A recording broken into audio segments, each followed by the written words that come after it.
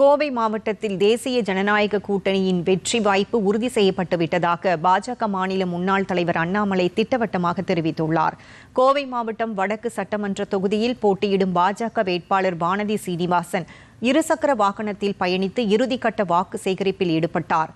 இதில் கலந்து கொண்டு செய்தியாளர்களிடம் பேசிய அண்ணாமலை, கோவையை சீர்குலைப்பதற்காகவே முதலமைச்சர் ஸ்டாலின் திட்டமிட்டு செந்தில் பாலாஜியை களமிறக்கியிருப்பதாகவும், இந்த தேர்தலில் செந்தில் பாலாஜியின் முகத்திரையை மக்கள் கிழிப்பார்கள் என்றும் குறிப்பிட்டார்.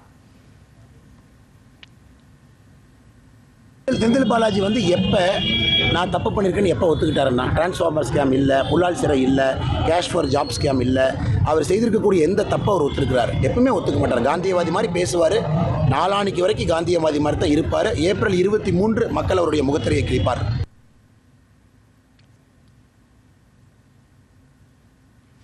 தொடர்ந்து பேசிய வானதி சீனிவாசன், திமுகவினர் ஒரு சில தொகுதிகளில் 2500 ரூபாயும், செந்தில் பாலாஜி போட்டியிடும் தெற்கு தொகுதியில் 5000 ரூபாயும் வாக்காளர்களுக்கு கொடுத்துள்ளதாக குற்றம் சாட்டினார்.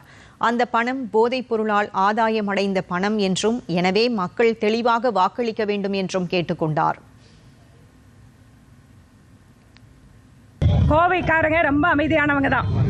ஆனால் அவங்க எல்லாத்தையும் பார்த்துட்டு தெளிவான முடிவு எடுப்பார்கள் நிச்சயமா.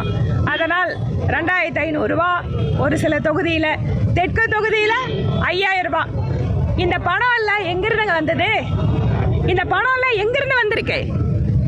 டாஸ்மாகில் அடிச்சு ஆயிரக்கணக்கான கோடி ரூபாய் கொள்ள, காவிரி மணலை விற்று மணல் மாஃபியா மூலமா ஆயிரக்கணக்கான கோடி ரூபாய் கொள்ள, இதை எல்லாத்தையும் முடிச்சுட்டு கோயம்புத்தூர் வேகமாக வளர்ந்து வருகின்ற நகரம்.